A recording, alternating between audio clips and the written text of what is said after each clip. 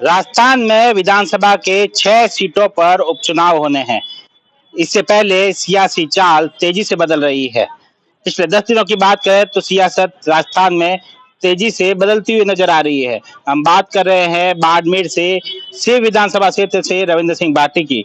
रविंद्र सिंह भाटी की एक तस्वीर सामने आई है जिसमें वे उनके विधानसभा क्षेत्र से सुदूर स्थित डूंगरपुर बांसवाड़ा के सांसद राजकुमार रौत के साथ नजर आए हैं। इसके साथ ही वे नजर आए हैं कांग्रेस के बाड़मेर जैसलमेर लोकसभा क्षेत्र से सांसद उमेदराम बेनीवाल के साथ में।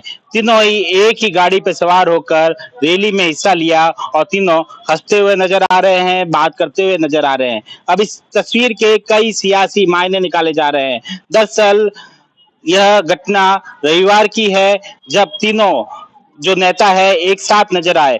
दरअसल रविवार को आदिवासी अधिकार दिवस था। इस अधिकार दिवस के कार्यक्रम में तीनों ने शिरकत की थी। राजकुमार रौत और उमेदराम बेनीवाल एक साथ इस कार्यक्रम में पहुंचे थे। इसके बाद में रविंद्र सिंह भाटी भी यहां पर पहुंचे। तीनों ने एक रैली में हिस्सा लिया, गाड़ी पर सवार होकर हाथ हिलाते हुए, हंसते हुए, बात करते हुए नजर आ रहे हैं। अब राजनीतिक विश्लेषक इसके कई सियासी मायने निकाल रहे हैं।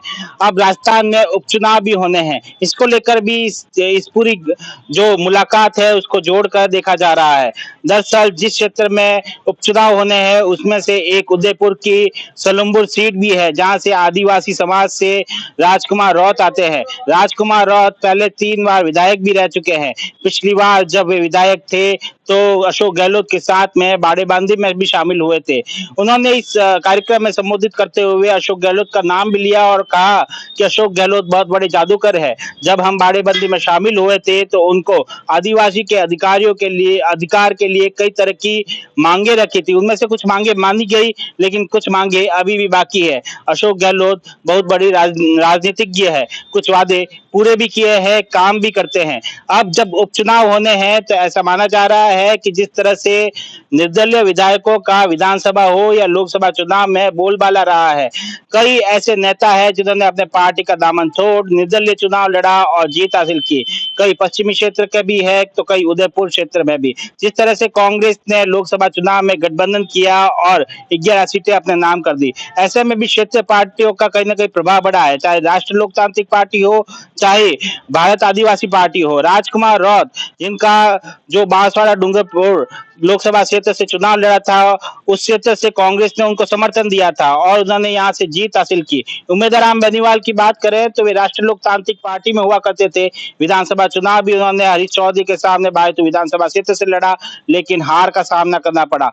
अब वे कांग्रेस में शामिल हो गए। लोकसभा का चुनाव कांग्रेस से लड़ा और अब वे बाद में जिस समय लोकसभा सीट से सांसद बन चुके हैं। जिन सीटों पर उपचुनाव होने हैं वहां पर जाट बाहुल्य वोट बैंक भी है और राजपूत बाहुल्य वोट बैंक भी है, कहीं आदिवासी क्षेत्र के वोट बैंक भी है। जिस तरह से इन जो 3 विचारधाराओं के जो अलग अलग विचारधाराओं के लोग हैं उनकी एक साथ मुलाकात को अब उपचुनाव से जोड़कर देखा जा रहा है। रविंद्र सिंह भाटी की बात करें तो पहले वे भाजपा में शामिल हुए लेकिन टिकट नहीं मिलने के कारण वे वापस निर्दलीय ताल ठोकी और चुनाव लड़ा और जीत हासिल की।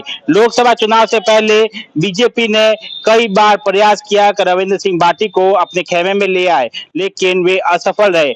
फिर लोकसभा चुनाव में रविंद्र सिंह भाटी ने निर्दलीय ताल ठोक दी लेकिन उन्हें हार का सामना करना पड़ा और उमेदवार बेनीवाल जो कांग्रेस के प्रत्याशी है उन्होंने जीत हासिल कर दी। बीजेपी तीसरे नंबर पर खिसक गई। अब 3 विचारधाराओं के लोग जब एक साथ नजर आए हैं तो ऐसा माना जा रहा है कि क्या उपचुनाव में भी निर्दलीय का बोलबाला रहेगा। इसके क्या राजनीतिक समीकरण रहते हैं ये आने वाला समय ही बताएगा। सुमित देवड़ा, टीवी 9 राजस्थान।